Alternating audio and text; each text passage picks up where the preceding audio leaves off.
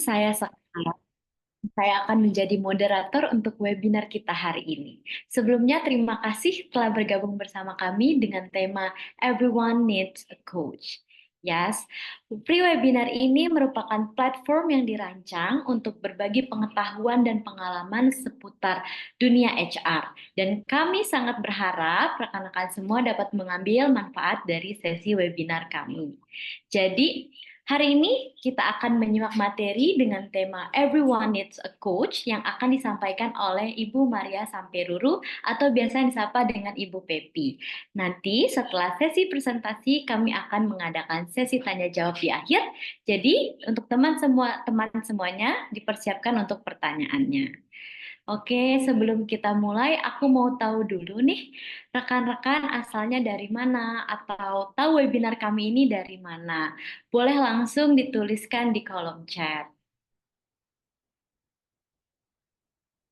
Oh, ini dari Mas Karyangau.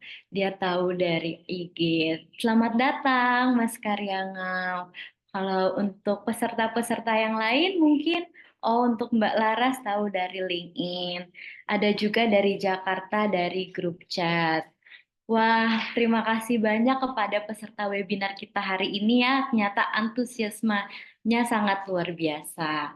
Dan aku mau mengingatkan nih sekali lagi, bagi peserta yang ingin mendapatkan e-certificate, pastikan untuk mengikuti webinar kami hingga selesai ya. Karena nanti di akhir, operator kami akan mengirimkan berupa link form di akhir sesi ini untuk mengeklaim sertifikatnya. Dan jangan lupa nih untuk teman-teman semua mengajukan pertanyaan terbaiknya karena di akhir acara akan dipilih 2 pertanyaan terbaik yang akan mendapatkan door prize berupa merchandise dari Talent Fit Indonesia. Sekarang izinkan saya memperkenalkan speaker kita hari ini yang akan ditampilkan melalui CV dari narasumber yaitu Ibu Maria Samperuri. Oke, jadi Ibu Maria Samperuru atau biasa yang disapa dengan Ibu Pepi memiliki top skills nih berupa HR consulting, business planning, dan sales. Dan Ibu Pepi sendiri ini sudah memiliki certification berupa ICV member page dan beliau sekarang bekerja di Perum Bulog sebagai komite nominasi dan maaf dan Komite Nominasi dan Remunerasi. Lalu beliau juga sebagai founder dan senior consultant di Bakudaya Inspirasi Nusantara.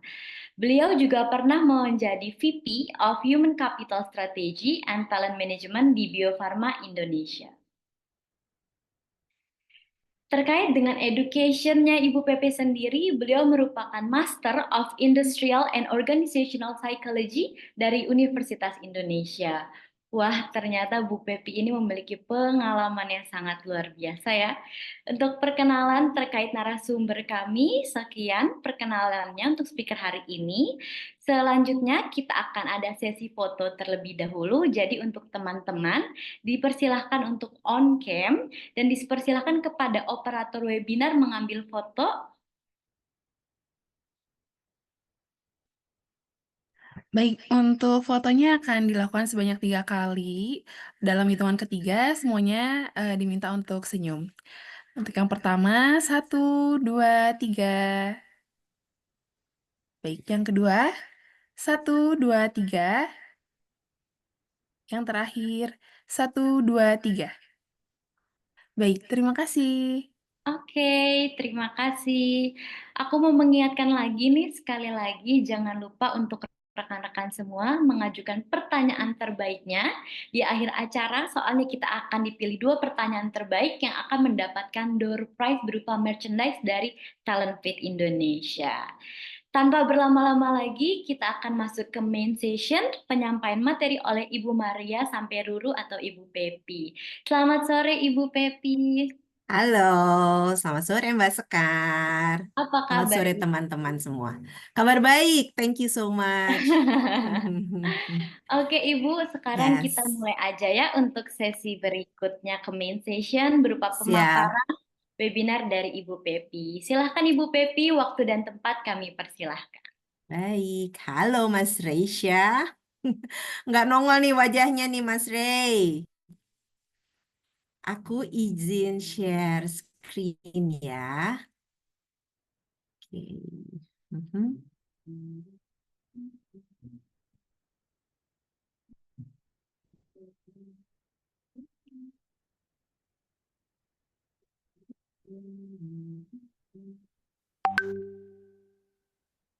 Oke.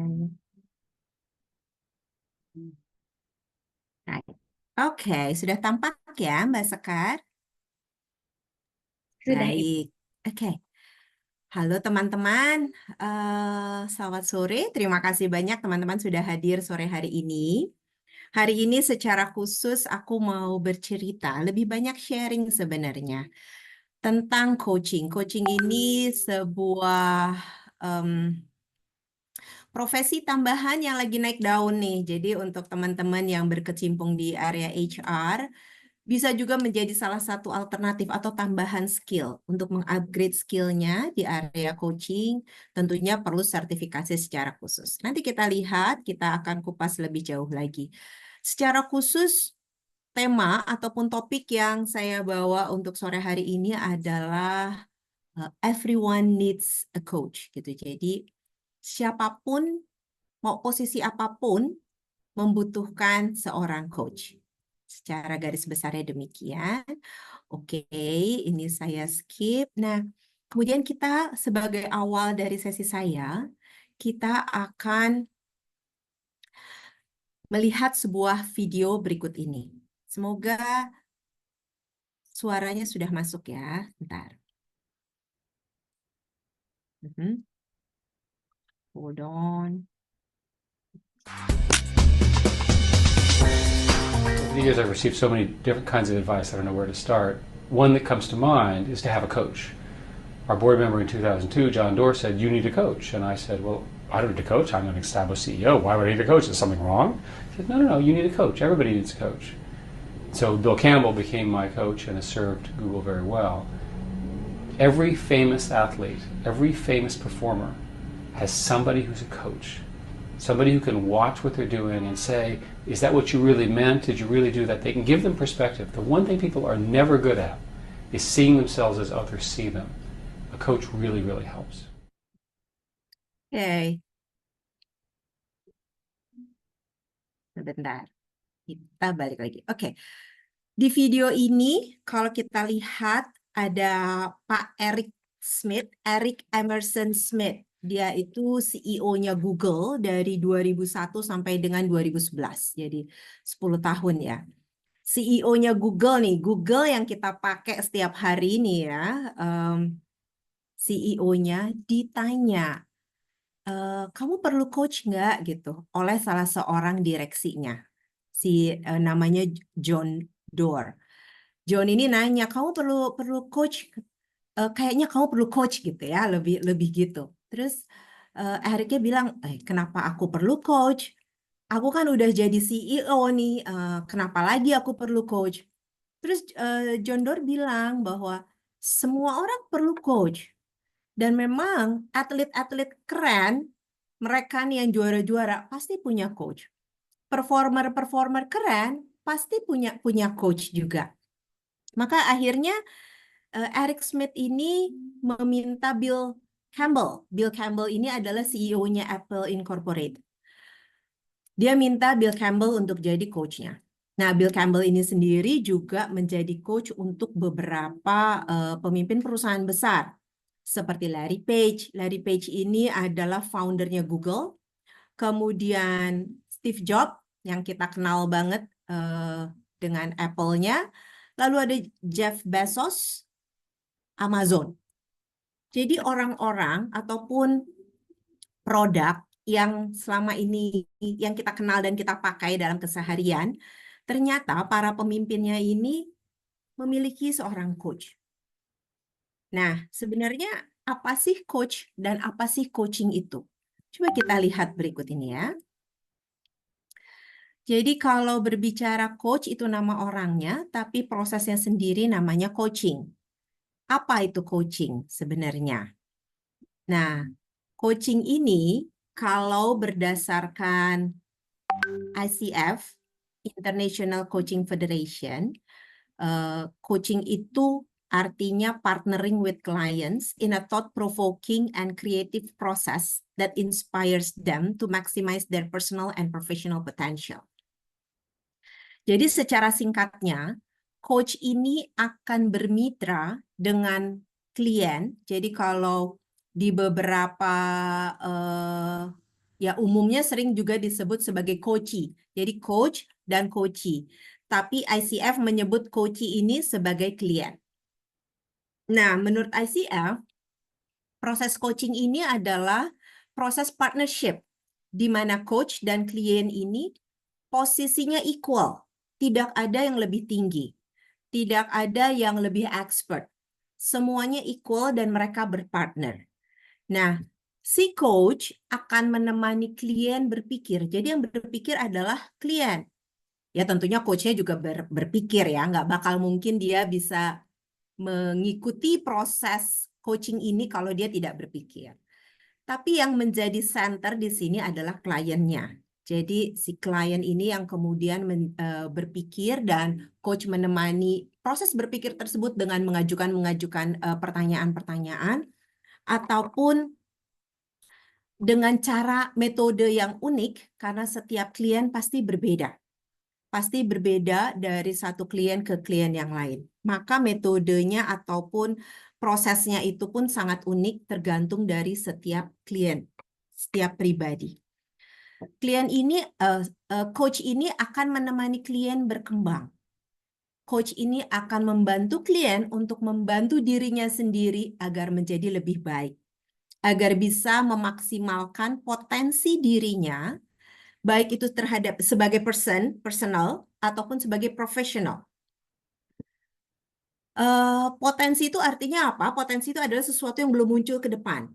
Maka melalui proses coaching, diharapkan klien ini bisa menemukan insight-insight, awareness-awareness baru, kemudian mengambil rencana tindakan atau action plan yang kemudian diterapkan. Nah, akhirnya si klien ini akan bertransformasi. Gitu. Jadi secara umum coaching ini adalah kemitraan antara coach dengan klien untuk membantu klien. Nah, kemudian kita akan lihat apa sih perbedaan coaching dengan metode lainnya. Karena kita kenal juga ada metode yang disebut sebagai counseling, ada yang disebut sebagai mentoring, consulting, terapi, psikoterapi. Perbedaannya ada di mana? Kalau kita lihat, kita bagi, biar gampangnya ya mengklasterkannya, kita bagi pakai aksis ini. Aksis yang vertikal ini adalah asking atau telling. Jadi lebih banyak bertanya atau lebih banyak memberitahu. Kemudian aksis yang horizontal, kalau ke kiri itu lebih ke past, masa lalu, atau fokusnya kepada problemnya apa. Kalau yang ke kanan ini adalah berbicara tentang future dan berbicaranya tentang solusi. Nah, coaching itu ada di antara asking dan future ataupun solution. Asking di sini jadi proses coaching, coachnya akan lebih banyak bertanya, mengajukan pertanyaan-pertanyaan, dan secara power pun ada shared power, dan positionnya pun bersifat equal. Seperti tadi saya jelaskan bahwa tidak ada posisi yang lebih tinggi, bahwa tidak ada yang memiliki power lebih besar atau lebih expert. Jadi totally equal. Nah, ini adalah coaching. Dan coaching ini yang biasanya digunakan di dalam dunia kerja. Kemudian kita lihat yang tetangga sebelahnya nih, tentang counseling. Counseling juga bercerita prosesnya dengan banyak mengajukan pertanyaan. Tapi counseling akan fokus kepada past, masa lalu, dan juga tentang problem apa yang dihadapi oleh kliennya. Sehingga nanti fokusnya ke dalam pemecahan problem yang dihadapi oleh klien. Nah, powernya akan lebih dipegang oleh si konselor. Karena konselor akan membantu menginterpretasikan apa yang dialami oleh klien. Jadi ada asking, tapi juga fokusnya ke past atau problem. Itu adalah counseling. Lalu kemudian kita turun lagi ke bawah. Kalau masih fokusnya kepada past atau problem, tapi juga ada proses atau metodenya lebih banyak telling. Nah, ini bisa dilihat dari terapi ataupun psikoterapi. Di sini ada expert yang memberikan advice. Jadi, expert-expert ini biasanya mempunyai pengetahuan yang terkait dengan kesehatan mental ataupun kesehatan psikologis.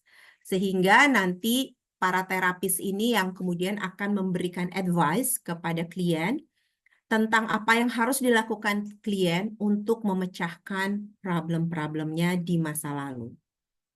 Nah, kalau mentoring atau consulting, ini juga masih bersifatnya telling, memberitahu, tapi fokusnya lebih kepada solution ataupun ke future. Biasanya secara khusus apalagi mentoring itu yang menjadi mentor biasanya mereka yang lebih experience, mereka yang lebih senior, mereka yang sudah lebih dulu menjalaninya sehingga memiliki wisdom, kebijaksanaan tertentu. Maka kalau di foto ini bisa dilihat secara clear, kliennya masih muda, mentornya sudah senior gitu ya. Nah, ini mentoring biasanya. Dan mentornya juga akan ngasih tahu, tapi memang fokusnya kepada future atau solution. Begitu juga dengan consulting juga mirip, dia ada advice sebagai expert di bidang tertentu yang akan disampaikan kepada klien-kliennya. Gitu. Jadi perbedaan metode-metode ini semuanya diperlukan dan pada fase-fase yang berbeda dalam hidup kita, mungkin saja kita membutuhkan salah satunya. Biasanya di dalam dunia kerja lebih common itu coaching. Coaching itu mulai familiar di Indonesia. Saya mulai kenal coaching itu dari tahun 2005. Kemudian kayak di dunia pun ICF itu sendiri, International Coaching Federation itu sendiri baru berdiri tahun 95, jadi baru 20 tahunan. Jadi secara umum masih sangat muda. Artinya sebagai sebuah bisnis, kalau memang mau bergerak bisnisnya di bidang coaching, ini benar-benar masih kategorinya sunrise. Gitu. Karena dia sifatnya lebih asking dan juga fokusnya kepada future, jadi coaching ini sangat common ada di industri.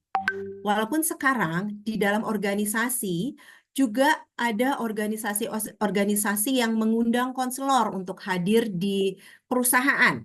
Konselor untuk hadir sebagai expert ya, benar-benar memang expert sebagai konselor, hadir di perusahaan, diundang misalnya setiap hari tertentu, di setiap minggu ada buka sesi gitu, jadi karyawan yang merasakan perlu untuk konseling, dia bisa langsung hadir.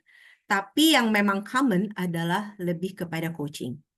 Balik lagi, walaupun coaching ini bagus, tapi tidak menutup kemungkinan kita memerlukan metode yang lain untuk bisa menjadi lebih baik.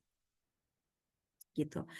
Yang terutama pada saat kita mau memilih bahwa metode apa yang paling cocok buat kita adalah bahwa kita harus melihat dulu kondisi kita saat ini seperti apa dan metode mana yang akan membantu kita mencapai tujuan kita. Baru kita pilih, baru oke, this is pada saat sekarang saya harus pergi ke konselor, pada saat sekarang saya harus mencari mentor, atau pada saat sekarang saya perlu mencari seorang coach.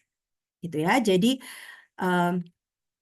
saya sudah mengajak teman-teman untuk melihat bahwa secara korporasi di dunia ini memerlukan coach untuk setiap orangnya.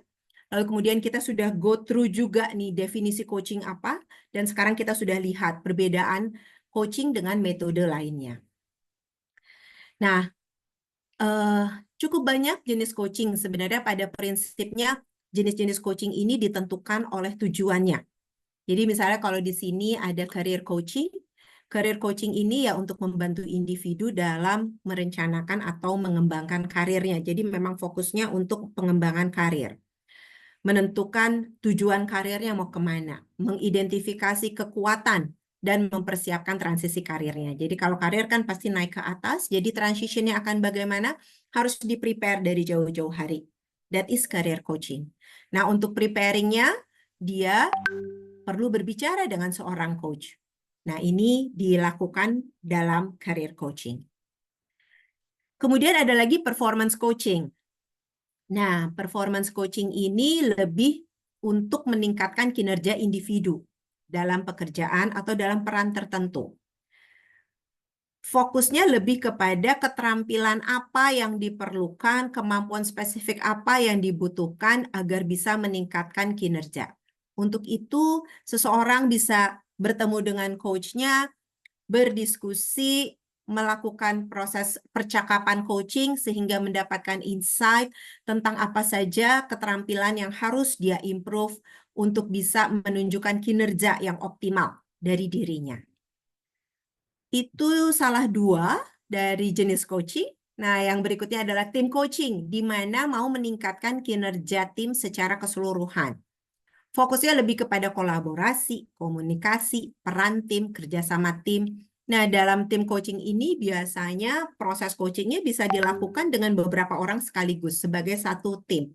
Sehingga bisa dibicarakan secara langsung apa yang di-expect, apa yang kemudian diinginkan, apa yang menjadi kendala satu sama lain, sehingga kolaborasi, komunikasi, dan peran tim itu bisa berjalan dengan baik. Selain itu, ada juga onboarding coaching. Nah, biasanya orang yang baru masuk atau baru dipromosi, baru duduk di sebuah posisi tertentu, dia membutuhkan adjustment. Dia membutuhkan waktu untuk beradaptasi terhadap budaya yang baru, terhadap tuntutan pekerja yang baru, terhadap ekspektasi-ekspektasi peran dia di posisi yang baru. Untuk itu, maka lagi-lagi dia perlu ketemu dengan coach. Perlu menyelenggarakan coaching conversation. Jadi coaching ini sering disebut sebagai coaching conversation. Nah, di dalam coaching conversation itu bisa membahas tentang panduan-panduan atau orientasi atau apa yang di-expect atau apa yang harus dilakukan di dalam periode-periode awal karyawan baru ini bergabung di perusahaan. Nah, jenis coaching ini sangat banyak. Ada yang life coaching, ada yang life coaching itu lebih kepada membicarakan tentang tema-tema kehidupan yang dijalani. Ada lagi yang mau lebih spesifik lagi ke dalam relationship coaching. Jadi sangat spesifik sekali. Maka di kesempatan ini saya hanya memperkenalkan 4 jenis coaching dan secara umum jenis-jenis ini ditentukan oleh tujuan ataupun konteksnya dalam situasi seperti apa. Nah, tadi kita sudah aware bahwa everyone needs a coach. Kemudian kita sudah lihat juga definisi dari coaching. Maka kalau everyone needs a coach, ada 3 aspek yang terlibat, ada 3 elemen yang terlibat di sana. Yang pertama adalah company, yang kedua adalah karyawan. Nah, karyawan dibagi menjadi 2. Karyawan sebagai coach dan karyawan sebagai coachee atau klien. Nah, di beberapa perusahaan, program coaching ini benar-benar diterapkan di dalam perusahaannya dengan membangun coaching culture. Sehingga mereka memiliki coach-coach internal. Tapi ada juga yang perusahaan membangun coaching culture, tapi dia mengundang coach-coachnya dari luar, dari konsultan yang memberikan jasa coaching. Itu kondisinya demikian, praktek-praktek yang sering terjadi. Nah, sekarang kita lihat, saya akan membahas satu-satu. Pertama dari point of view company akan seperti apa, point of view coach seperti apa, dan point of view client atau dengan kata lain adalah karyawan-karyawan lainnya yang bisa memanfaatkan atau memetik manfaat dari keberadaan coaching culture di perusahaan.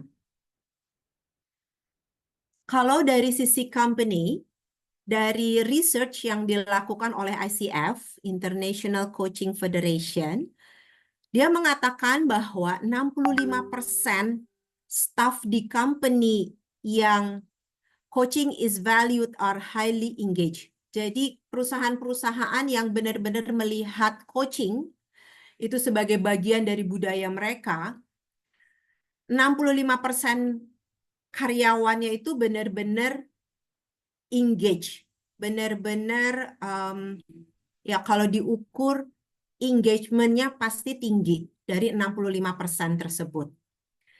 Nah, kalau kita lihat lebih jauh lagi, pada saat sekarang ini, metode people development itu sudah berubah pada industri modern ini, modern sekarang ini ya, dengan segala dinamika industri yang begitu cepat.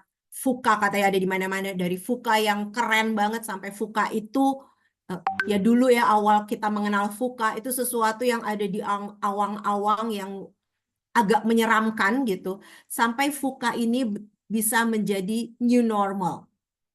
Akhirnya muncul metode people development nggak bisa seperti yang dahulu lagi, yang hanya classroom activity, dikasihkan training, habis itu dianggap bahwa karyawannya akan pintar automatically. Itu sudah tidak berlaku lagi. Metodenya sekarang sudah berkembang. Adanya perkembangan teknologi baru, adanya kebijakan-kebijakan di perusahaan tentang adanya coaching culture. Maka talenta terbaik dari 80% organisasi di dunia. Jadi kalau dilihat organisasi yang ada di dunia, 80% organisasi tersebut, para talenta yang ada di 80% organisasi tersebut itu mencari cara baru. Dia nggak mau lagi dengan cara yang lama di dalam people development. Dia berpikir gimana caranya untuk bisa meningkatkan kemampuan diri dan menjadi pemimpin yang lebih baik untuk mendorong pencapaian tujuan organisasi. Jadi serius banget nih karena 80% dari industri di dunia ini mulai berpikir. Dan coaching culture itu membantu untuk memenuhi kebutuhan ini. Jadi si coaching culture ini kalau diterapkan kepada 80% organisasi di dunia pasti akan diterima dengan baik. Kemudian kalau kita lihat, what is this coaching culture? Apa sih coaching culture ini? Nah, coaching culture itu artinya adalah budaya untuk menyelenggarakan coaching di organisasi atau di perusahaan tersebut.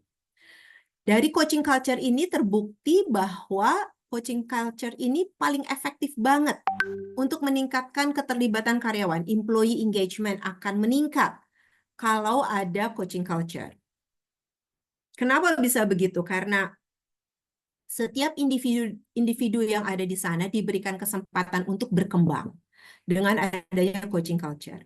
Baik dia sebagai kliennya, sebagai coachnya, ataupun kalau dia mau masuk ke ranah menjadi coach, internal coach, itu juga possible.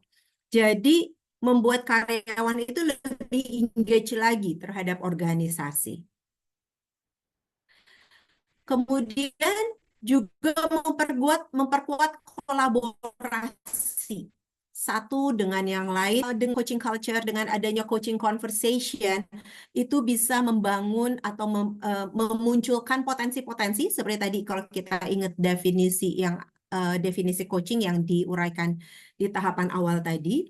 Dan dengan terbukanya potensi-potensi ini, biasanya lebih open mind, lebih memiliki growth mindset, sehingga lebih bisa menerima masukan-masukan dari rekan kerja, sehingga kolaborasi itu bisa berjalan dengan lebih baik lagi. Dan dengan adanya coaching culture itu sendiri bisa mencapai kesuksesan manajemen perubahan ataupun change management. Lagi-lagi, industri di tengah zaman-zaman sekarang ini, change itu mudah menjadi makanan keseharian. Maka change management juga menjadi bagian dari rutinitas keseharian.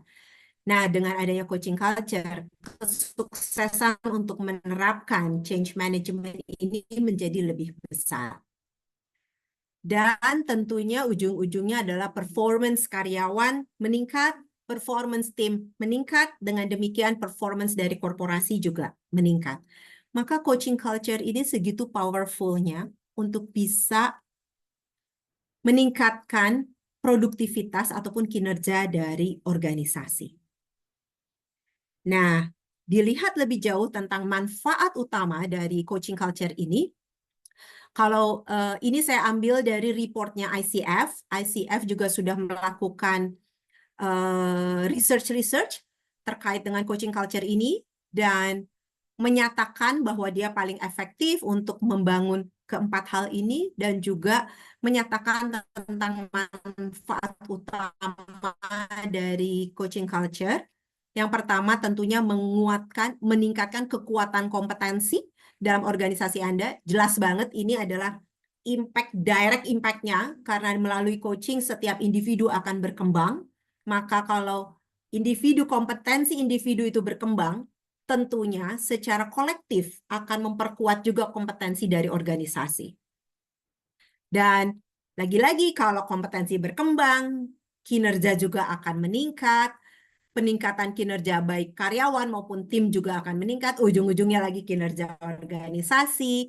Kemudian kalau kinerja kita bagus, karyawan juga ngerasa, oke, aku akan stay di sini karena apapun yang aku lakukan, kayaknya ada hasilnya, aku bisa melihat impact dari apa yang aku lakukan gitu. Jadi retensi karyawan juga akan meningkat. Kemudian tentunya produktivitas dan profitabilitas. Ujung-ujungnya kan kalau dari organisasi UUD ya, ujung-ujungnya duit. Jadi pasti walaupun produktivitas meningkat, pasti ujungnya ke profitabilitas. Jadi coaching culture ini sangat bagus kalau diterapkan di dalam organisasi. Sayangnya saat ini belum banyak di Indonesia organisasi yang menerapkan coaching culture. Biasanya multinational company yang ada di Indonesia, karena itu pun dorongan dari global. Akhirnya mereka menerapkan coaching culture ini di Indonesia. Maka mudah-mudahan sharing saya di sini, para praktisi HR yang hadir bisa menemukan tentang manfaat dari coaching culture dan kemudian bisa membawa pulang ke perusahaan dan juga bisa menerapkannya. Harapannya demikian. Tadi kita sudah lihat dari sisi company. Kemudian kita lihat dari sisi coach-nya. Coach ini bisa sebagai individu yang ada di dalam organisasi, jadi alias karyawan. Karyawan akan berperan sebagai internal coach terhadap karyawan lain. Jadi kalau di tempat saya dulu ada satu unit, dia ada waktu itu ada sekitar 20 orang. 20 orang ini diberikan training coaching sehingga mereka bisa berperan sebagai coach. Lalu kemudian ditempatkan di beberapa departemen sehingga mereka menjadi coach untuk departemen-departemen tersebut. Itu satu jenis yang bisa dilakukan. Di sisi lain, para leader pun perlu dibekali dengan coaching skill sehingga mereka bisa melakukan coaching conversation dengan tim mereka. Jadi coach ini, internal coach ini perlu ada di dalam setiap organisasi. Karena tadi everyone needs a coach, termasuk individu-individu yang ada di dalam organisasi tanpa memandang level, dari level bawah sampai dengan level atas. Kalau memang kemudian kita mau meng-create coaching culture dan mau mendapatkan membawa profit buat perusahaan dan meningkatkan produktivitas dari perusahaan. Nah, sekarang kita lihat dari sisi coach-nya. Syarat untuk menjadi coach yang pertama adalah harus ada hati. Ini guru saya mengambil sertifikasi coaching dari coaching school, Coaching Mentoring Institute School. Guru saya itu mengatakan bahwa untuk menjadi seorang coach itu harus punya hati. Harus punya passion untuk membantu orang lain. Jadi kalau tidak ada passion akan berat sama sekali dan akan dirasakan pasti oleh kliennya bagaimana passion ini, karena kalau coaching conversation itu pasti antar dua individu. Antar dua individu pasti bisa kerasa energinya seperti apa. Pasti bisa kerasa passionnya seperti apa. Kalau memang passionate untuk ngebantu orang, itu akan kerasa banget. Jadi kalau memang enggak tertarik untuk membantu orang lain, and that's okay. Jadi posisi sebagai coach tidak cocok. Jadi, and that's okay juga, nggak apa-apa gitu. Ya, jadi yang pertama harus memiliki passion. Kemudian yang kedua harus memiliki kompetensi. Kompetensi jadi how to-nya. How to yang terdiri dari knowledge-nya, pengetahuannya harus ada, skill-nya harus ada, attitude-nya harus ada sebagai seorang coach gitu. Nah, selain kompetensi, jadi passion-nya udah ada, skill-nya sudah di-equip, lalu kemudian perlu dilegalisir. Karena legalisasi ini yaitu dalam bentuk sertifikat atau sertifikasi ini akan menunjukkan atau memperlihatkan kualitas dari si coach ini ada di level mana. Apakah pertama dia punya sertifikat atau tidak? Atau dia hanya tahu skillnya saja, belajar dari YouTube, atau dia mendapatkan sertifikat dari organisasi mana, diakuinya sampai ke level mana, international atau enggak. Nah, sertifikasi ini jadi benar-benar untuk memberikan legalisasi tentang kemampuan ataupun keterampilan ataupun kompetensi yang dimiliki oleh si coach. Ketiga syarat ini sederhana, tapi penting untuk bisa menjadi seorang coach. Nah, prinsip-prinsip di dalam melakukan coaching. Jadi kalau nanti coach ini akan melakukan coaching conversation, maka yang harus dilakukan pertama kali adalah fokusnya kepada klien. Klien, kebutuhannya klien, tujuannya klien apa, aspirasinya klien. Jadi sama sekali bukan apa yang ada di pikirannya si coach, tapi fokus totally dari si klien. Jadi setiap kali sesi pertemuan itu, isu-isu yang mau dibahas pun dari klien dan diselesaikan oleh klien. Jadi klien yang totally menjadi center di sini. Kemudian di dalam coaching conversation tersebut, harus ada trust and safety. Kepercayaan dan keamanan. Trust and safety itu sangat penting, sehingga klien cukup nyaman untuk bercerita. Karena biasanya di dalam coaching conversation, banyak hal yang bersifat private, yang tidak bisa di-sharekan kepada banyak orang. Maka trust and safety ini menjadi critical. Coach perlu membangun kepercayaan dan menciptakan rasa aman buat kliennya pada saat coaching conversation. Dan coach juga harus menjaga kerahasiaan, respect dan menghormati privacy klien. Jadi kerahasiaan ini menjadi salah satu kode etik yang harus dipegang oleh para coach. Nah, ini juga yang berpengaruh dengan sertifikasi yang tadi. Kalau kita memegang satu sertifikasi, biasanya ada kode etik di sana yang harus ditaati karena lembaga yang mengeluarkan sertifikasi tersebut mau menjamin kualitas dari orang yang menjalankan keterampilan tersebut.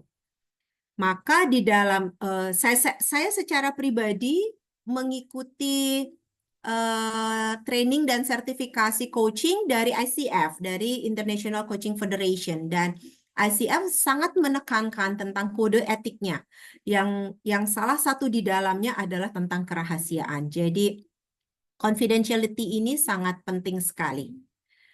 Nah, pada saat conversation coaching berlangsung, coach tentunya perlu mendengarkan aktif. Mendengarkan aktif itu seperti apa? Mendengarkan aktif itu bukan mendengarkan untuk listen to reply, tapi ya sudah mendengarkan apa yang dimaksud oleh klien. Memahami apa yang sungguh dikatakannya. Secara keseluruhan, artinya Ekspresi wajahnya berkata apa? Intonasinya berkata apa? Body language-nya berkata apa? Gitu. Jadi mendengarkan aktif itu benar-benar mendengarkan secara keseluruhan, mendengarkan kepada body language-nya pun berkata apa, gitu. Dan yang terpenting juga adalah be presence, hadir seutuhnya di sana. Jadi nggak bisa tuh sambil coaching sambil dengar buka-buka handphone, sambil buka email gitu ya. Apalagi kalau misalnya di kantor. Oke, kamu cerita, ya sebentar saya lagi baca email, tapi kamu cerita aja saya dengerin. Itu a big no-no, cannot, nggak bisa sama sekali. Jadi harus hadir 100%, jaga fokus, jaga perhatian, berikan empati dan respons yang tepat kepada klien.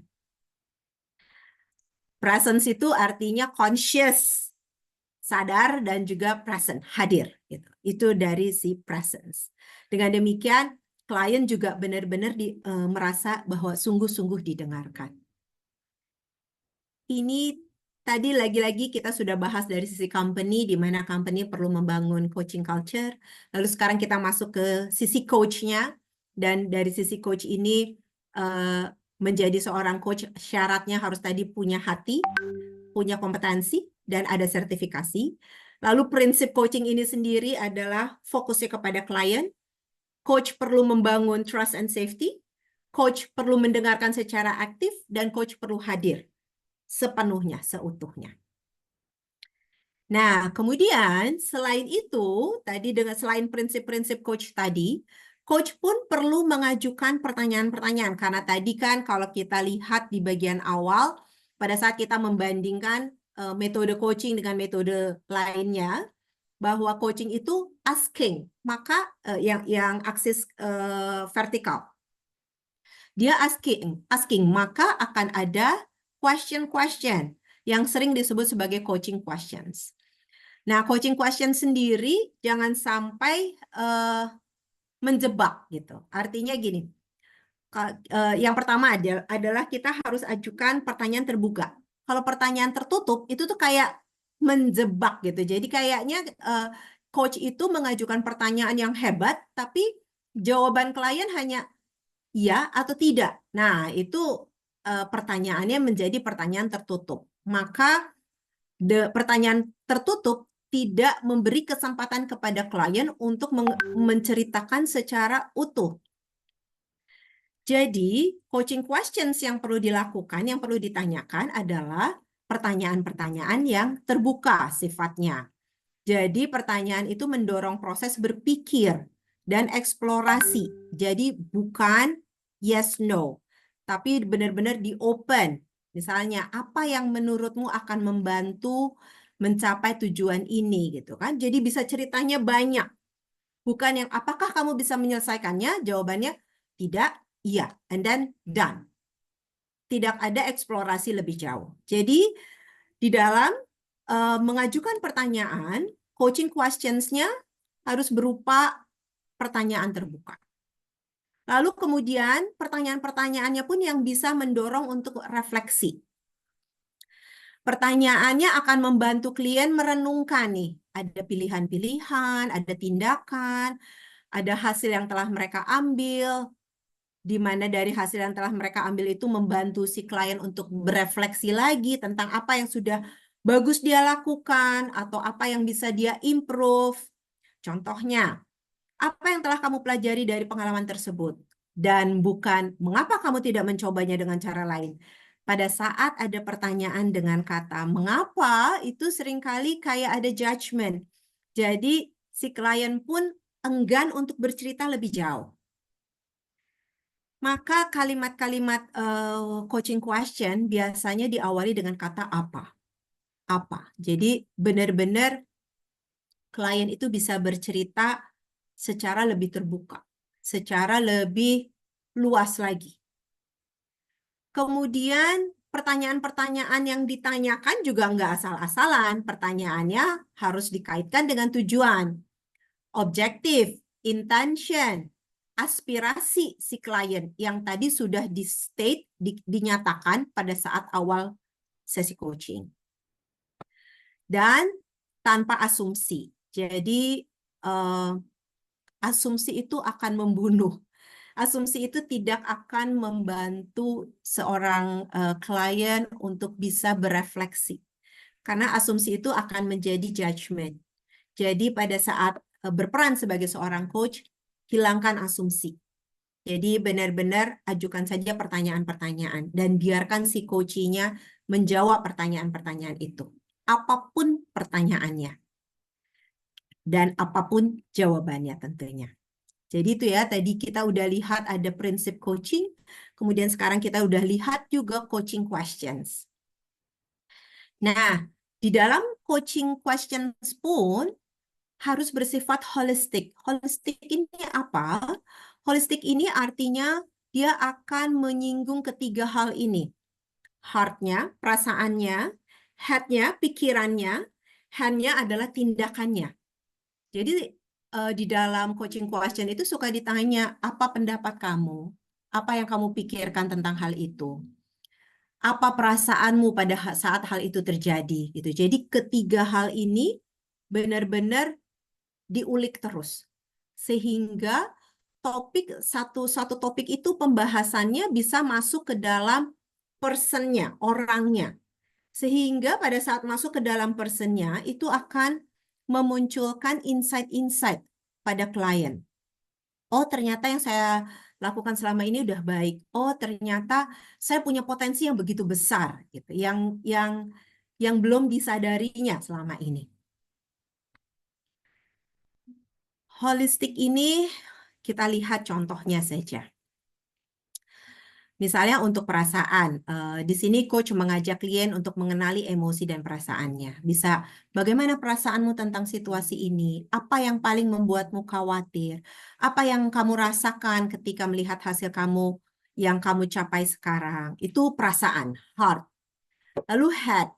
Head di sini coach bisa mengajak klien untuk melihat realita dari sudut pandang pemikiran yang rasional dan logis. Apa fakta utama yang kamu ketahui? Apa pemikiran atau asumsi?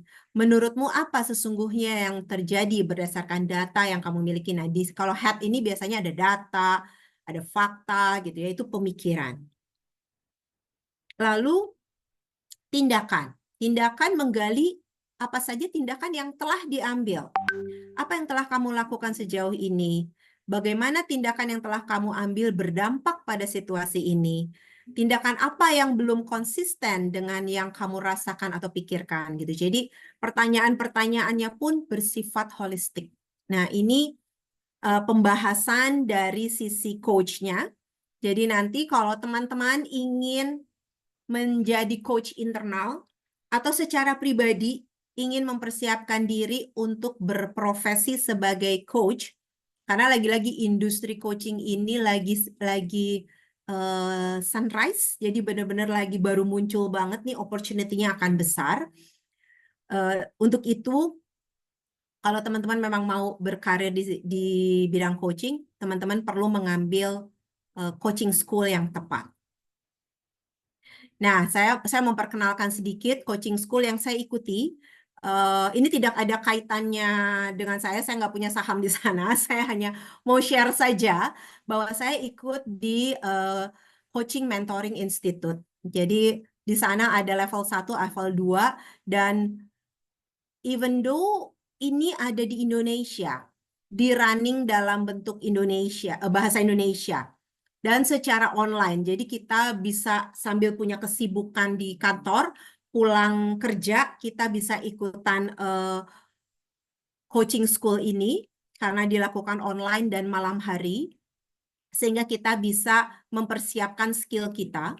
Dan coaching school ini mendapatkan akreditasi coaching education dari ICF. Jadi ICF mengakui kualitas dari Coaching Mentoring Institute ini untuk bisa menghasilkan coach-coach yang kualifikasinya ICF. Baik level 1 maupun level 2. Ada 3 level 1, level 2. Tapi level 1, level 2 aja udah susah banget. Level 3 itu persyaratannya juga cukup banyak ya. Untuk level 1 harus punya 100 jam coaching. coaching hour untuk level 2 harus memiliki 500 jam coaching hour. Level 3 itu ada 2.500, lebih banyak lagi. Jadi saya hanya share di sini untuk level 1, level 2. Dan lagi-lagi di sini mau menunjukkan bahwa Coaching Mentoring Institute ini memang sudah diakui oleh ICF karena ini adalah capture-an dari websitenya ICF dan nama Coaching Mentoring Institute ada di sana. Jadi kalau teman-teman memang ingin mengambil coaching school, karena saya bergerak juga di bidang ini, di coaching business ini, jadi sempat bertemu dengan orang-orang dari coaching school lainnya. Dan kalau saya lihat kualitas dari Coaching Mentoring Institute ini, sejauh ini yang saya rasa terbaik karena fokus kepada kualitas dari coachnya. Jadi kalau teman-teman tertarik untuk mengambil, monggo silahkan langsung menghubungi saja. Tadi ada kontak numbernya, bisa langsung gampang juga ada websitenya di sana. Di websitenya ya, tinggal di search aja. Baik, tadi kita sudah bahas dari company perspektif dengan membangun coaching culture, dari sisi coachnya, dengan segala prasyaratnya, prinsipnya, coaching questionsnya, dan bisa ngambil kursusnya di coaching school mana. Sekarang kita lihat dari sisi kliennya. Klien adalah kita semua, sebagai karyawan adalah klien. Maka kalau kita lihat apa sih coaching itu dan what's in it for me sebagai karyawan. Yang pertama, manfaatnya kita bisa lihat dengan adanya coaching ini kita bisa mengembangkan diri kita sebagai pribadi ataupun sebagai profesional. Kita bisa lihat objektif kita apa. Kita bisa mendapatkan coach sehingga membantu kita untuk memunculkan potensi-potensi kita. Selain itu juga meningkatkan kemampuan problem solving kita sebagai karyawan. Mengasah keterampilan dalam berpikir kritis dan menemukan solusi yang kreatif untuk masalah yang dihadapi. Jadi pada saat kita ketemu permasalahan, kita bisa bawa ke sesi coaching, kita fokus ke solusinya, ke future-nya. Jadi itu manfaat yang bisa diperoleh oleh setiap individu. Kalau kita sukses, kalau kita bisa deliver dengan baik, tentunya kita akan memiliki kepercayaan diri yang terus meningkat. Kita lebih confident, kita bisa berani tampil di depan para pimpinan, kita berani mengungkapkan pendapat kita berani mengajukan request atau project karena kita punya kepercayaan diri yang bisa kita peroleh dari proses-proses coaching. Jadi manfaat coaching ini terhadap individu juga banyak. Dan melalui coaching, para individu bisa mendapatkan kesempatan untuk berefleksi. Berefleksi lagi-lagi bisa membantu memunculkan potensi-potensi yang ada di dalam diri setiap individu. Jadi bagus banget manfaatnya untuk setiap individu, maka kepada teman-teman yang hadir di sini, bisa disampaikan kepada teman-teman lain yang tidak hadir, bahwa kalau ada kesempatan sesi coaching di perusahaan, dimanfaatkan sebaik-baiknya. Sekarang tuh banyak perusahaan-perusahaan yang menyelenggarakan sesi coaching untuk karyawannya. Dan karena belum mempersiapkan coachnya dari internal, mereka mengundang coach-coach lain yang certified coach untuk menjadi coach di perusahaannya. Dan ada banyak yang kemudian merasakan manfaatnya setelah sesi coaching berlangsung. Tapi ada juga yang misalnya, oke, nanti kliennya yang akan menghubungi coach. Saya sebagai coach misalnya ada satu case di mana saya sebagai coach kok belum dihubungi oleh si klien ini. Jadi saya nggak ngerasa bahwa klien ini buy-in. Nah, itu sayang banget sebenarnya. Opportunity-nya ada, tapi tidak dimanfaatkan. Maka saran saya kepada teman-teman yang hadir di sini, kalau ada kesempatannya langsung ambil. Kalau teman-teman memiliki power untuk create the coaching culture, create it. Buat di tempat teman-teman. Karena manfaatnya sangat bagus sekali. Nah, kalau tadi kita sebagai coach ada syaratnya untuk menjadi coach. Dia harus punya hati, dia harus punya kompetensi, dia harus punya sertifikasi. Syarat sebagai klien juga perlu ada. Karena kalau klien tidak open dan honest, tidak terbuka dan jujur, dia nggak bisa. Dia artinya klien yang memang belum siap untuk mengikuti coaching conversation. Lagi-lagi nggak setiap orang siap. Maka untuk jadi klien dari coaching conversation, dia perlu memiliki keterbukaan dan kejujuran, mindset, pola pikir yang bertumbuh. Dan dia perlu memiliki komitmen. Karena komitmen ini, komitmen untuk mengikuti keseriusan, mengikuti proses coaching, komitmen untuk mengikuti atau menjalankan action plan yang sudah dia katakan. Jadi komitmen ini sangat penting juga bagi seorang klien. Oke, in summary bahwa tadi kita sudah bahas tentang coaching culture. Well, yang pertama adalah everyone really needs a coach. Kemudian dari sisi company akan ada coaching culture yang bisa dibentuk. Itu menjadi salah satu solusi untuk memperkuat organisasi dalam memberdayakan karyawannya. Lalu kemudian ada coach ini yang perlu memiliki hati, kompetensi, dan sertifikasi. Dan juga ada klien yang memiliki persyaratan untuk bisa hadir, untuk bisa menjadi klien adalah dengan tadi open dan terbuka. Kalau kita ingat yang di sini, growth mindset dan punya komitmen yang kita lihat di sini. Nah, itu adalah akhir dari presentasi saya. Gitu Mbak Sekar. Saya stop sharing ya. Jadi kalau mau ada tanya jawab, silahkan. Oke, terima kasih banyak Bu Pepi udah berbagi ilmu, sangat insightful untuk materi yang disampaikan dan kayaknya rekan-rekan udah sangat antusias dengan sesi Q&A bersama Bu Pepi. Tetapi sebelum kita ke sesi Q&A, akan ada pemaparan company profile terlebih dahulu dari Talent Fit Indonesia.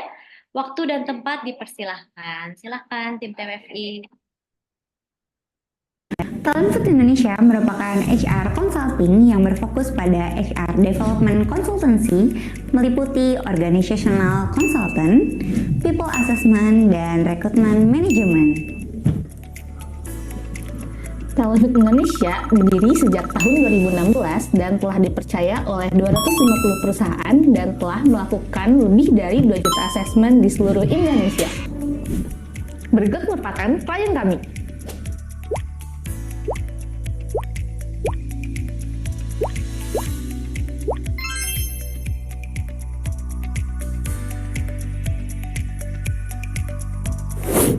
Service kami meliputi HR Strategic Stream dan HR Operation Stream.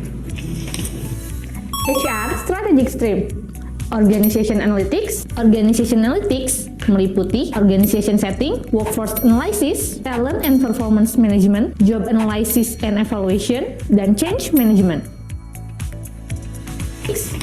People Analytics. People Analytics meliputi Psychometric Online Assessment, Virtual Assessment Kompetensi, Safer English Assessment, Gamification Assessment.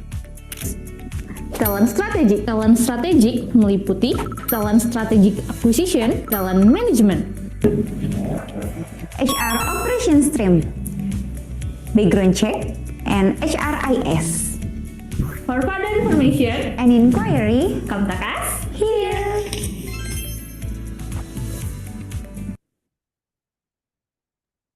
Oke, sekian terkait company profile dari Talent Fit Indonesia. Baik, selanjutnya akan masuk ke sesi Q&A. Sudah ada pertanyaan nih. Dari yang pertama, Pak Bian Muda Oktanto. Mungkin kalau misalnya Pak Bian mau langsung on cam agar bisa ditanyakan secara langsung ke Bu Pepi, boleh banget. Apakah ada Pak Bian di tempat? Oke, kalau enggak, nggak apa-apa, akan saya bantu bacakan ya, Bu. Oke, selamat sore Bu Pepi. Izin bertanya, bagaimana Anda memandang masa depan coaching dalam konteks teknologi, misalnya dengan AI atau VR? Dapatkah proses coaching ini diintegrasikan dengan perkembangan teknologi tersebut? Silahkan Bu Pepi. Oke. Halo Bian. Wow, menarik pertanyaannya. Sesuai banget dengan zaman now ya, AI-nya lagi naik daun. Coaching relationship itu terjadi antar dua manusia. Dan manusia dengan manusia saya rasa sejauh ini belum bisa digantikan oleh AI ataupun VR. AI bisa membantu untuk proses coachingnya lebih efektif. Misalnya nih, kalau saya sebagai coach akan bertemu dengan seorang klien tentang misalnya ya, untuk onboarding coaching. Jadi dia baru masuk sebagai seorang HR misalnya secara spesifik. Nah, dalam mempersiapkan diri, saya akan bertanya kepada AI. Coaching questions-nya apa aja nih yang harus saya siapkan? Di satu sisi itu bisa saya lakukan. Tapi pada saat interaksi, saya nggak akan bisa mengandalkan coaching question yang dibuatkan oleh AI. Karena interaksinya itu sangat cair dan relationship-nya pun atau conversation-nya pun sangat-sangat unik setiap orang. Jadi nggak bisa digeneralisir oleh AI. Si tadi list of question itu hanya akan menjadi list saja. Yang kemudian pada saat coaching berlangsung pun saya mungkin nggak bakal bisa sempat membacanya. Karena interaksinya langsung, direct, human to human. Jadi masa depan coaching saya rasa masih tetap menjanjikan sebagai individu dengan individu, bukan individu dengan mesin. Jadi tidak akan bisa tergantikan kalau menurut saya oleh AI ataupun oleh VR. Gitu. Oke, Bu Pepi. Ada pertanyaan lagi nih dari Riasti. Mungkin Ibu Risti mau on cam biar bisa langsung nanya on mic dengan Bu Pepi. Halo, mungkin on mic aja kali ya. Maaf, saya masih di Oke. kantor. Iya, Bu, Silakan. sesuai dengan pertanyaan saya mau bertanya untuk membangun coaching culture, apalagi perusahaan yang baru, ya di startup lah, gitu, Bu. Itu bagaimana ya, Bu? Mungkin kalau misalnya saya harus sertifikasi dulu, mungkin itu tahap yang selanjutnya ya, Bu ya. Tapi lebih ke membangun awareness untuk minimal para leader atau manajernya agar apa ya punya sense untuk kayak bisa melakukan coaching pada karyawan itu seperti apa ya, Bu? Oke. Terima kasih Mbak Risti untuk pertanyaannya. Mau membangun coaching culture itu prinsipnya sama dengan mau membangun culture-culture lainnya. Jadi pasti ada aspek buy-in dari top management. Itu yang terutama. Top management kalau nggak buy-in, top management ya BOD, Board of Director itu kalau mereka nggak buy-in akan sangat susah. Kalau inisiatif datangnya dari kita, HR-nya nih oke, kita mau melakukan, mau meng-create coaching culture, tapi kemudian top management nggak nge-support, nggak buy-in terhadap inisiatif itu, akan sangat tertatih-tatih. Jadi yang pertama harus diyakinkan adalah Board of Director-nya terlebih dahulu. Board of Director udah approve, oke. Nah, kemudian berikutnya apa? Siapa yang mau jadi coach atau siapa yang mau jadi klien, atau untuk sementara mungkin kita mengundang coach dari luar. Maka perlu adanya sistem yang perlu mengikuti, memastikan sesi atau proses coaching ini berlangsung. Sistem misalnya sebagai contoh di-attach menjadi KPI, menjadi salah satu KPI.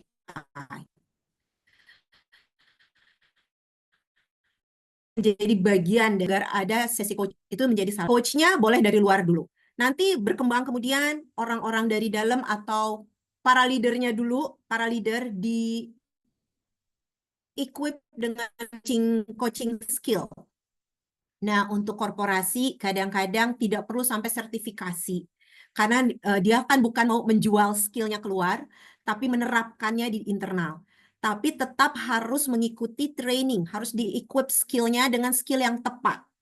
Ada sertifikasi trainingnya untuk melakukan coaching sebagai leader gitu. Jadi kayak applied coaching itu secara khusus. Tapi kalau kemudian benar-benar mau mengequip dengan sertifikasi resmi dari ICF dan lain-lain, boleh juga. Di beberapa perusahaan ada beberapa orang yang memang disertifikasi sampai ke ICF, lalu dia menjadi coach internal di dalam perusahaannya, itu bisa. Tapi kalau massal, misalnya semua leader, nah leader ini, kalau semua leader itu leadernya bisa diperkenalkan dengan coaching skill, di mana mereka mulai belajar untuk mengadakan coaching conversation, mulai belajar untuk active listening, mulai belajar untuk dalam conversation coaching itu dia presence, hadir seutuhnya, jaga kerahasiaan gitu. Itu bisa juga dilakukan untuk semua leadernya. Gitu. Nah, kalau diterapkan secara konsisten di perusahaan, lagi-lagi buy-in dari board of director. Ini harus dari top down dan di-lock di dalam sebuah sistem, baru bisa berjalan. Oke, baik Ibu. Terima kasih banyak Ibu pemaparannya. Sama-sama, Mbak Risti. Oke, Mbak dari tadi Sekar. ada Heeh. Itu kenapa? ada yang raise hand, udah pegel banget tuh tangannya ke atas terus. Ya, ini mau kita persilahkan. Silahkan Mas Ya, Rizal, waktu dan tempat dipersilahkan. Ya, halo, selamat sore Ibu. selamat sore Mas Rizal. Terima kasih untuk penjelasannya, sangat menggugah sekali terkait pembahasan coaching Ibu. Pertanyaan saya masih relevan dengan pertanyaan sebelum tadi terkait tentang implementasi coaching di perusahaan. Tadi Ibu menyampaikan dua hal ya Ibu ya. Jadi bagaimana bisa mendapatkan apa istilahnya tadi kayak persetujuan gitu ya dari Iya, pimpinan. persetujuan dari pimpinan, Kemudian- betul. Betul. Terus yang kedua untuk bisa memastikan itu bisa secara sistem. Ya. Pertanyaan saya lebih fokus untuk yang poin yang pertama itu Ibu untuk bisa mendapatkan persetujuan pimpinan. Jadi ketika berbicara pimpinan ini apapun ya Ibu ya, entah itu manajer, VP atau apapun yang terutama direksi ya Ibu ya dalam suatu perusahaan. Ibu sudah saya sudah memiliki pengalaman beragam gitu ya, baik itu di berbagai macam perusahaan maupun di BUMN terutama gitu ya. Nah, mungkin boleh nggak Ibu share pengalaman ketika poin untuk bisa mendapatkan persetujuan dari pimpinan ini? Mungkin dari pengalaman Ibu, apa sih tantangan yang pernah dihadapi secara konkret, dan kalau boleh izin bagaimana cara Ibu gitu ya bisa mendapatkan itu akhirnya pimpinan itu untuk oke dan bisa menerapkan budaya tadi ya, budaya coaching culture ini bisa terbangun gitu di tim dan di organisasi atau di perusahaan tempat Ibu bekerja sebelumnya gitu. Izin Ibu, itu saja dari saya. Terima kasih. Baik. Terima kasih Mas Rizal. Saya share pengalaman. Yang pertama adalah waktu itu saya bekerja di multinational company. Jadi instruksinya memang top down dari global, dari kantor pusat global. Dia mengharuskan bahwa ada program leadership, pertama dari program leadership. Lalu kemudian masuk ke ini juga inisiatifnya munculnya langsung dari direksi, Mas Rizal. Jadi memang direksi yang kemudian punya ide terlebih dahulu untuk membuat adanya program coaching untuk seluruh karyawan. Nah, karena paparannya adalah dari global, karena waktu itu multinational company. Jadi lebih mudah untuk ngejalaninnya. Jadi munculnya juga diciptakan, akhirnya ditunjuk beberapa orang menjadi coach internal, dia disertifikasi resmi oleh coaching school, sehingga dia kemudian bisa menjadi coach untuk internal perusahaan. Itu satu hal. Itu kayak keberuntungan aja, karena budaya perusahaannya juga memang diarahkan dari global, karena ini multinational company. Tapi kemudian saya ketemu juga dengan perusahaan lokal, di mana bisa dia memperkenalkan coaching, tapi hanya untuk level BOD-1. Jadi nggak untuk semua, tapi BOD-1. Jadi disebutnya executive coaching. Dan coachnya bukan dari internal, coachnya dari pihak luar. Jadi setiap kali dia mau melakukan menyelenggarakan coaching untuk si BOD-1-nya ini, BOD-1 di sini bisa VP atau SVP gitu ya. Dia undang tuh coachnya untuk datang, janjian ketemuan, dilakukan sesi coachingnya, dan hasilnya juga dirasakan oleh si perusahaan itu. Itu jadi ada yang benar-benar embed, jadi menjadi bagian dari perusahaan, tapi ada juga yang hanya di level eksekutif. Nah, level eksekutif pun itu udah membangun coaching culture. At least dia udah merasakan bagaimana di coach dan bagaimana proses coaching itu membangun atau memunculkan potensi-potensi dirinya. Sehingga dia akan cenderung untuk turun ke bawahnya. Karena kan leader akan create leader. A good leader akan create a good leader. Jadi VP-nya, SVP-nya udah merasakan manfaat dari coaching, lalu dia pun mulai menerapkan. Unconsciously tuh diajak salah satu anak buahnya ngomong coaching, terus menjadi lebih baik. Ada yang demikian juga. Terus tadi pertanyaannya apa kendala? Kendala kalau berbicara tentang direksi, harus idenya munculnya dari direksi. Misalnya kita HR. Ide ini munculnya dari kita nih. Kita levelnya belum sampai ke direksi, kita bahkan belum sampai ke SVP. Jadi dari kita harus siapkan dulu proposal nih. Kita harus ajukan ke SVP kita. VP kita setuju baru masuk ke direksi. Direksi setuju baru masuk lagi ke VP kita setuju masuk ke direktur HR. Direktur HR kita setuju baru masuk ke direksi, gitu maksud saya. Jadi bertahap masuknya.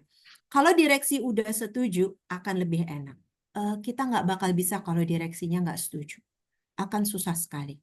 Bahkan yang tadi untuk eksekutif coaching aja, itu kan karena kita mengundang, si company mengundang coachnya dari luar, itu ada biaya. Kalau nggak disetujui oleh direksi, lagi-lagi nggak bisa juga. Gitu Mas Rizal. Ada yang belum terjawab nggak? Tadi kayaknya pertanyaannya agak banyak. Mas Rizal, halo Mas Ya, Rizal. terima kasih. Oke. Terima kasih Bu. Ya, Iya. kalau ya saya pribadi merasakan itu ya Bu ya, ketika ini mungkin tidak secara spesifik langsung tentang coaching ya Bu, tapi kayak ada beberapa inisiatif gitu, namun memang belum satu frekuensi gitu ya dengan pimpinan di atas, sehingga akan lebih menantang gitu. Ya, sudah terjawab Ibu. Sekali lagi terima kasih sudah sharing. Ya, semangat terus ya Mas Rizal. Kalau ada ide bagus, tetap ajukan. Ujungnya gimana, lihat nanti aja. Yang penting dari kita, let's do the best yang bisa kita lakukan. Siap, terima kasih. Sama-sama. Baik. Silahkan Mbak Sekar, yang mana lagi yang mau kita jawab? Oke, selanjutnya ada pertanyaan dari Mbak Intan Enji, dan terlihatnya Mbak Intan ini mempunyai banyak pertanyaan. Silahkan loh Mbak Intan, jika mau menanyakan langsung kepada Bu Pepi, take your time. Apakah ada Mbak Intannya? Ayo Mbak Intan, monggo. Oke, kalau enggak aku bantu bacakan. Oke. Yang pertama, Ibu Pepi, bagaimana memastikan Bu, apa boleh di-share? Maaf, apa boleh di-share? Apa ada pengalaman menentukan indikator success measurement coaching culture di suatu perusahaan? Plus, gimana untuk suatu perusahaan bisa membuat coaching ini as habits di tengah industri yang fast-paced dan target-oriented? Silahkan, Bu Pepi. Baik, terima kasih Mbak Sekar. Halo Mbak Intan. Yang pertama, menentukan indikator success measurement coaching culture. Oke. Dari pengalaman saya dulu di multinational company yang tempat saya dulu bekerja, si coaching culture ini, indikator success measurement-nya itu diukurnya dari angka. Jadi waktu itu ada project-nya, Proyeknya ini berlangsung 8 bulan dan setiap 8 bulan diukur. Kondisi angka itu bisa produktivitas, waktu itu adalah pabrik. Jadi produktivitas pabriknya seperti apa sebelum sesi coaching, lalu sesi coaching 8 bulan, pendampingan banget, erat banget tuh didampingi. Lalu habis itu di 8 bulan, end of the project, dari cycle project tersebut 8 bulan, lalu diukur lagi. Produktivitasnya seperti apa? Nah, produktivitas ini nanti kelihatan meningkatnya. Itu satu hal. Hal yang lain lagi bisa dilihat dari saving cost. Waktu itu lagi-lagi dari proyek yang serupa, tapi proyek ini tuh diterapkan di departemen yang berbeda-beda. Jadi ada di logistik, ada di supply chain, ada di procurement, ada di finance gitu. Program coaching 8 bulannya ini tuh benar-benar dispesifikkan di area masing-masing. Dan setiap kali satu area ada indikatornya apa. Misalnya di bagian yang memang nggak kelihatan kayak revenue, kalau sales jelas gitu ya, revenue-nya clear. Atau kalau di pabrik, produktivitas pabriknya clear. Bisa saja dari saving cost. Misalnya cost yang keluar untuk operational cost di departemen tersebut yang keluar berapa. Lalu kemudian diidentifikasi waste-nya berapa banyak. Jadi ibaratnya kalau badan tuh lemak-lemaknya berapa besar. Lemak-lemak ini yang kemudian dipretelin, dibuang. Sehingga jadi lean organization-nya. Nah, pada saat lean organization, diukur lagi. Cost-nya seperti apa. Jadi bisa dilihat dari itu. Jadi kalau Mbak Intan untuk bertanya indicator success measurement-nya, bisa ditentukan pada saat awal. Dari mana yang mau kita lihat? Cost-nya kah, produktivitasnya kah, revenue-nya kah, gitu. Itu bisa ditentukan. Terus, oke, di tengah habit, menjadi habit di tengah industri yang fast ya. Oke. Lagi-lagi kalau mau membentuk sesuatu menjadi habit, perlu di-lock menjadi sebuah sistem. Seperti kita, kalau kita mau olahraga pagi gitu ya, misalnya saya mau olahraga pagi nih, bangun jam 5 gitu, mau jalan pagi. Nah, itu dijadikan habit, jadi kebiasaan, jadi sistem. Akhirannya ya udah itu kemudian jadi kebiasaan aja bangun demikian. Pokoknya alarm saya bangun jam 5, langsung saya ganti baju, lalu saya ambil sepatu, saya jalan keliling komplek, misalnya kayak gitu. Dan rutin dilakukan. Akhirnya itu jadi habit. Nah, demikian juga dengan coaching. Di-lock menjadi sebuah sistem. Misalnya bahwa setiap orang harus ketemu dengan atasannya untuk melakukan coaching one-on-one setiap semester, misalnya. Di-lock tuh setiap semester. Atau mau lebih sering setiap kuartal. Di-lock di situ. Untuk bisa nge-locknya bagaimana? Ya bisa dikaitkan dengan KPI. Begitu? Semoga menjawab Mbak Intan. Oke, terima kasih Bu Pepi atas jawabannya yang luar biasa. Setelah itu ada pertanyaan dari Bu Novita Gultom. Saya bantu. Belum banyak company yang menerapkan coaching sebagai HR menyadarkan bahwa coaching ini impactful dalam organisasi. Bagaimana meyakinkannya dan bagaimana mengukur kalau budaya coaching ini berhasil. Karena kalau produktivitasnya meningkat, sisi ngeles bisa dari berbagai arah. Mohon pencerahannya Ibu Pepi. Oke, thank you. Mbak Novita, mungkin tadi terkait dengan pertanyaan sebelumnya juga tentang indikator suksesnya ya, indikator sukses measurement coaching culture. Tadi saya sudah jelaskan pada saat saya menjawab pertanyaannya Mbak Intan. Nah, kalau pertanyaannya Mbak Novita di sini mungkin secara khusus bagaimana bagaimana HR menyadarkan bahwa coaching ini impactful dalam organisasi. Memang perlu dibangun awareness yang pertama, awareness dari organisasi. Dan kita nggak bisa ujuk-ujuk juga gede. Let's start small. Kalau itu adalah HR, oke, let's HR dulu. HR ini, semua yang ada di HR aware nggak?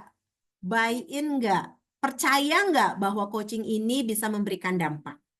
Caranya bagaimana? Oke, ada kan kayak seminar atau webinar kayak gini tentang coaching. Oke, kemudian lihat benchmarking kepada organisasi-organisasi yang sudah pernah melakukan coaching atau memiliki coaching culture di perusahaannya.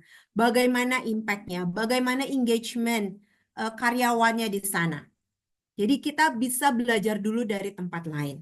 Dan itu HR-nya dulu. HR dari kita, kemudian bawa ke atasan kita. Lalu nanti dengan evidence yang sama, atasan kita akan bawa ke level direksi. Jadi memang harus bertahap. Tapi memang harus ada evidence-nya juga. Karena ini a new thing nih, hal yang baru buat organisasi. Tahu dari mana saya bahwa ini akan sukses? Ini adalah hal yang baru. Barang baru nih, aku nggak tahu akan efektif atau tidak. Jadi memang perlu dibawakan dari yang sudah menjalankan terlebih dahulu. Maka kita perlu benchmarking. Benchmarking di sini dikatakan bahwa belum banyak. Yes, belum banyak. Tapi kalau multinational biasanya sudah ada. Makanya kita bisa belajar dulu ke multinational company. Kalau di multinational company, mereka bisa melakukannya, lalu kita bisa benchmarking ke sana. Gitu. Oke. Terima kasih Mbak Novita. Kita lanjut lagi ya Mbak Sekar. Ini kayaknya banyak banget nih pertanyaan nih. Ya, Aduh, sampai antusias maghrib nih kita kayaknya nih Mbak Sekar nih. Selanjutnya ada dari Mas Karyangau, di mana pertanyaannya bagaimana budaya organisasi mendukung atau menghambat proses coaching? Apa tantangan terbesar implementasi sistem tersebut? Apakah harus laras dengan strategi organisasi? Dan bagaimana memilih coach yang efektif? Asik, Nah, komprehensif nih ya Mas Karyangau. Karyangau ini kan unisex ya, bisa cewek bisa cowok loh Mbak Sekar. Tapi kebetulan tadi on cam, jadi tahu bisa. oh oke, sip. Oke Mas. Baik, tantangan terbesar apakah yang harus? Oke, harus selaras dengan strategi organisasi. Yes, that is a must. Jadi dari segalanya itu adalah visinya perusahaan mau kemana, organisasi ini mau bergerak kemana, tujuannya mau kemana, itu adalah tujuan bersama. Maka segala program yang akan dibuat merujuknya untuk mencapai tujuan tersebut. Balik lagi terhadap coaching program ini, coaching program pun harus selaras dengan strategi organisasi. Strategi organisasi tentunya akan diturunkan menjadi strateginya HR. Kalau di dalam strategi HR itu ada program coaching, maka itu udah selaras. Tapi itu harus. Kalau pertanyaannya apakah harus? Ya, jawabannya ya, harus. Itu satu.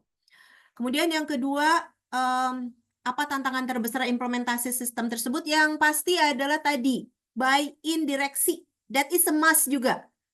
Harus kudu wajib mesti gitu. Dari top management. Itu yang terutama. Kalau di sana enggak, semua enggak akan jalan. Di sana, jadi pertama harus selaras dengan strategi organisasi. Yang kedua harus tetap buy-in. Dapat buy-in dari direksi. Kemudian bagaimana memilih coach yang efektif? Lihat tadi persyaratannya, punya hati, punya kompetensi, punya sertifikasi. Cari yang demikian. Kalau nggak ketemu, cari yang demikian lagi. Hubungi coaching school. Biasanya coaching school punya alumni yang memiliki sertifikasi. Jadi bisa di-approach juga untuk bisa menjadi coach. Gitu Mas Karyangau. Apa lagi? Oh ini, apa yang mendukung atau menghambat proses coaching? Oke, yang mendukung tadi jelas adalah proses coaching ini ya, creating coaching culture di company adalah buy-in dari manajemen. Lagi-lagi itu adalah harus, itu yang mendukung. Kalau menghambat ya jelas, kalau belum dapat itu nggak bakal bisa. Oke, semoga menjawab Mas Karyangau. Kita lanjut. Oke, Ibu. Mohon Ini maaf Mbak Intan ya. karena keterbatasan waktu, jadi hanya Ya, pertanyaan lagi. boleh. Oke. Oke, dari bagaimana memastikan peran coach ini tidak tumpang tindih dengan peran manajer sebagai reporting line manager yang perlu mengevaluasi performance dari coachnya itu. Karena kadang di perusahaan kedua peran tersebut dipegang oleh orang yang sama. Silahkan Ibu. Baik, Thank you Mbak Intan, ini pertanyaannya sangat bagus banget ya.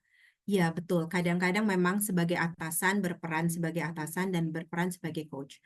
Nah, harus pada saat dia bertemu dengan anak buahnya dalam one-on-one, itu perlu jelas topi yang dia pakai sebagai apa. Sebagai atasan atau sebagai coach. Itu harus clear. Karena kalau sebagai coach, tidak ada advice. Sebagai coach ya, tadi kan asking. Bertanya aja, biar nanti insight-nya dapatnya si anak buahnya sendiri. Tapi sebagai atasan, bisa banget kasih advice. Kamu lakukan ini. Kamu ketemu si ini, nanti saya hubungi dia. Ini, dan seterusnya. Jadi topinya harus jelas. Dia harus pakai topi yang mana. Copot dulu satu, pakai yang satu. Copot yang lain, pakai yang satu. Gitu. Harus lebih jelas, Mbak Intan. Gitu, Mbak Sekar. Oke, terima kasih Bu Pepi atas jawabannya. Untuk Sama-sama. teman-teman semua yang jawabannya belum dijawab oleh Bu Pepi, silahkan pantau sosial media kami karena akan kami jawab lewat sosial Instagram kami @talentfit_Indonesia. Untuk teman-teman semuanya, makasih sudah mengajukan pertanyaan, ternyata antusiasmenya luar biasa. Dan untuk Bu Pepi, kami persilahkan untuk memilih two best questions. Karena akan mendapat merchandise dari Talent Fit Indonesia. Oh my Siapa ini God. kira-kira? Oke, satu Mbak Intan, banyak sekali pertanyaannya, very aktif. Sayang sekali Mbak Intan nggak bisa open cam. Thank you banget. Kemudian yang menarik lagi adalah, ini sulit banget Mbak Sekar. Pertanyaannya bagus-bagus semua. Bentar, tadi ada yang komprehensif. Aha, Mas Karyangau. Ini kan pertanyaannya juga banyak di dalam satu ini. Oke, itu. Jadi selamat kepada Mbak Intan dan Mas Karyangau akan dihubungkan dengan tim Talent Fit kami dan dikirimkan segera alamatnya ya Mbak atau Mas. Oke. Terima kasih Bu Pepi. Sekali lagi aku mau mengingatkan nih buat teman-teman semua bagi peserta yang ingin mendapatkan e-certificate, pastikan untuk mengikuti webinar kami hingga selesai. Sedikit lagi. Nanti operator kami akan mengirimkan link form di akhir sesi untuk klaim sertifikat. Sudah ada di kolom chatnya ya. Baik, sebelum kita mengakhiri webinar hari ini, silahkan teman-teman drop di kolom chat kesan-pesannya dalam acara hari ini. Dan untuk Bu Pepi sendiri, bagaimana nih closing statement-nya terkait materi yang sudah disampaikan? Oh, Bu Pepi. oke. Ada closing statement ya. Oke, baik. Teman-teman, coaching ini sangat bagus.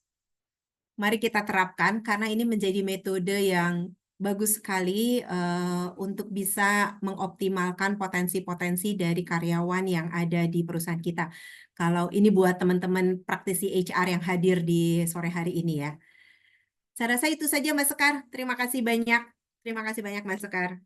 Oke, terima kasih Bu Pepi atas statementnya luar biasa dan waktunya udah diluangkan nih untuk memberikan ilmu tentang coaching kepada kami. Dan terima kasih juga nih untuk kepada para peserta webinar hari ini.